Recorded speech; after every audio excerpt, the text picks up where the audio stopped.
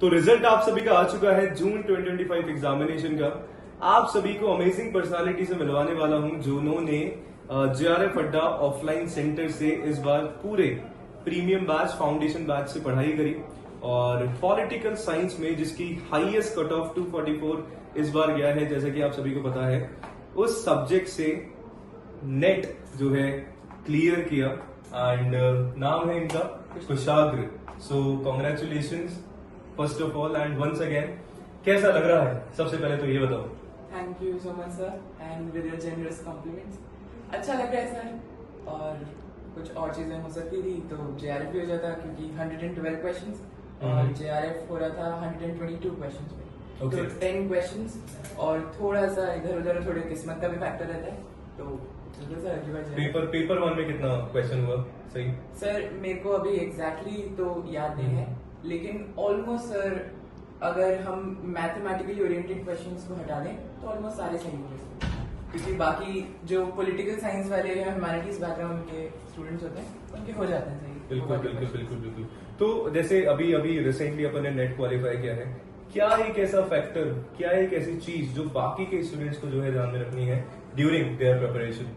Sir I think अपनी जो strengths हैं उन पे वर्क करना इम्पोर्टेंट है, लेकिन अपनी वीकनेसेस भी पहचानना बहुत जरूरी है and how do you cope up with them. तो सर जैसे डीआई है, तो मैंने अगर डीआई पे ध्यान नहीं दिया तो मुझसे डीआई नहीं होगा सर, वो छोड़ के आ पाएगा। हाँ, और अगर पॉलिटिकल साइंस के सवाल मेरी स्ट्रेंथ्स हैं और पॉलिटिकल साइंस पेपर ठीक है मेरा, और अगर मैं उन पे काम कर रहा हूँ तो मैं कर लूंगा, लेकिन ऐसा नहीं होगा कि मैं 100 क्वेश्चंस में से 100 क्वेश्चन सही कर पाऊँ। Absolutely. जैसे ही मैं इसे रिकॉग्नाइज करता हूँ, so you need to do every bit from every unit.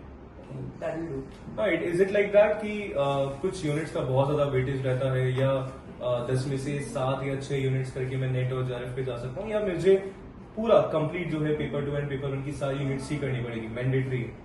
क्या आपका सर जेआरएफ के लिए तो आई थिंक सब कुछ पढ़ना चाहिए, क्योंकि जैसे सर रिसर्च एप्टीट्यूड में मैंने सर जैसे सिर्फ थियोरेटिकल पार्ट पढ़ा और जो फॉर्मूला बेस्ड क्वेश्चन थे उन सब पे मैंने ध्यान नहीं दिया, क्योंकि मुझे लगा कि कितने सवाल आ जाएंगे फॉर्मूला बेस्ड क्वेश्चन या ऐसा कुछ पी वैल्यू या ये सब मुझे नहीं करनी है, और मैं सिर्फ ये पढ़ के चला जाता हूँ कि टाइप्स ऑफ सैम्पलिंग कितनी होती है।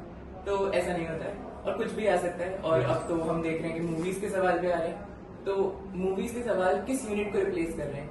हो सकता है वो यूनिट आपकी स्ट्रेंथ हो, जैसे सर इंडियन लॉजिक, तो इंडियन लॉजिक को रिप्लेस कर दिया मेरे लिए, तो मूवीज के सवाल है और इंडियन लॉजिक से सवाल नहीं आया भी होगा तो शायद एक सवाल आया होगा which was very easy to do.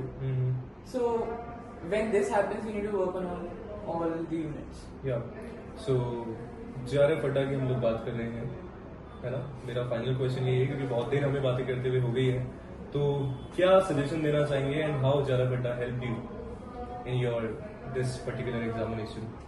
Sir I would say it in a form of a quote that my net was because of JRF Adda firstly and lastly.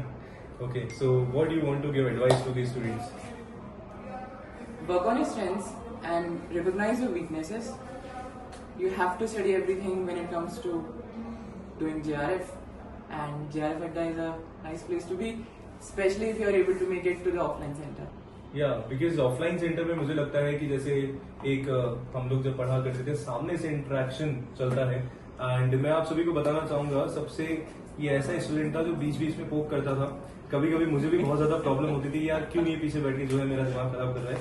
But yes, it is actually good habit कि जब अपन सामने teacher के जब सामने होते हैं और जब टीचर को एक वो फील आता है कि यार कि क्यों, तब होता है कि हाँ एक्चुअल में हम लोग जो है सही डायरेक्शन में जा रहे हैं, एक्चुअल में हम लोग जो है हमारे इस यूजीसी नेट जर्नी की बिल्कुल सही दिशा में है।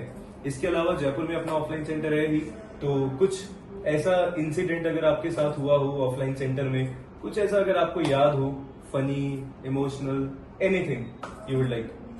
सर फनी तो बहुत सारी चीजें हैं। Every day was fun, every class had its humorous part, और सिर्फ सर हर टीचर, सिर्फ आपकी बात नहीं है, आपको तो सर मैंने बहुत परेशान किया है, और सर आपके पेशेंस भी sir, whenever you will come up with something to explain to the students and I would try how do I debunk it, मैं उसका अनर्थ कैसे करूं जब भी आपको एग्जाम्पल देना चाह रहे हैं, जब भी आप क्रिएटिव होना चाह रहे हैं. But sir, it was your patience and it was your creativity and it was your faith in me.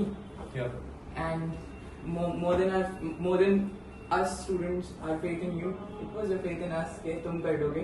I remember coming to you 10 days before exam and saying, would you talk to my dad? And then you said, I did not to. And you do these things, ask us some more days, some more time, and you'll get through. Yeah. वैसे sir, the journey is not over. I'm yet to give it again for JRF. Of course, But sir, and you have to. whatever has been done, I can't imagine cracking it without your help, without JRF Adda's help. Yes. So देखो, पता है क्या होता है कि हमारी जो journey है ना, एक अभी थोड़े दिन पहले मैं पढ़ रहा था कि जर्नी के बारे में जो है कोई नहीं पूछता है कि आप किन चीजों से होके जा रहे हो, क्या प्रोसेस आपका है, क्या प्रोसीजर है. पर आपको आपके चाहे रिश्तेदार की हम बात करें, चाहे कोई भी किसी की भी हम लोग बात करें, वो केवल और केवल आपका रिजल्ट पूछते हैं. Exactly. तो उस चीज पे अपन को फोकस करना है. ऑल दो कि बहुत सारे ऐसे स्टूडेंट्स भी हैं जिनका नहीं हो पाया है, तो मैं बस आपको यही अप्रोच करूंगा कि right guidance, right content and right strategy हमारी होगी.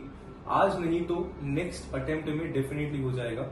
और अपना इंटेंट जो है बिल्कुल साफ होना चाहिए, नीयत हमारी साफ होनी चाहिए एग्जामिनेशन के लिए. In fact sir, even about the movies question, मैंने सर पहले पॉलिटिकल साइंस का सेकंड डे में पेपर हुआ था, फर्स्ट डे पेपर नहीं था. और सर फर्स्ट डे पेपर में भी अदिति मैम लाइव जा रहे थे. Yes. और मूवीज के क्वेश्चन डिस्कस कर रहे थे. बिल्कुल. तो मेरी गलती ये भी थी कि मैंने मूवीज के क्वेश्चंस मुझे दिख रहे थे कि आ रहे हैं, लेकिन मुझे लगा कि कितने सवाल आ जाएंगे और कैसे आ जाएंगे सवाल, तो मैंने फिर से ध्यान नहीं दिया. और अगर मुझे ऐसा था, थोड़ा भी ऐसा होता ना, क्योंकि क्वेश्चन आ गया था कि क्लासिक मूवी का, किसी क्लासिक मूवी का दिया गया है रिलीज ईयर, और अगर मैं थोड़ा बहुत सर्च कर लेता तो एक ये भी था अवेयरनेस फैक्टर भी. तो आई वुड रियली से कि had I was relying on you, I had to rely some more. And और थोड़ी और बात माननी थी. बिल्कुल बिल्कुल. सो मिलते हैं 27th को. अपना जो है ऑनलाइन ऑफलाइन अपने सेंटर पे जो है सेलिब्रेशन होने वाला है. ये तो मतलब पूरी एक छोटी सी झांकी है. बहुत सारी ऐसी सक्सेस स्टोरीज आपको सुनने को मिलेंगी. और अगर आपकी कुछ ऐसी स्टोरी है और JRF अड्डा आपकी किस तरीके से, किसी भी तरीके से अगर हेल्प कर पाया है, तो डेफिनेटली 27th को जयपुर ऑफलाइन सेंटर पे आना है, जहाँ पे ना केवल सक्सेस को सेलिब्रेट करेंगे, फेलियर के बारे में भी डेफिनेटली हम लोग जो है बात करने वाले हैं. And once again congratulation. Thank you so much, sir. Congratulations to you.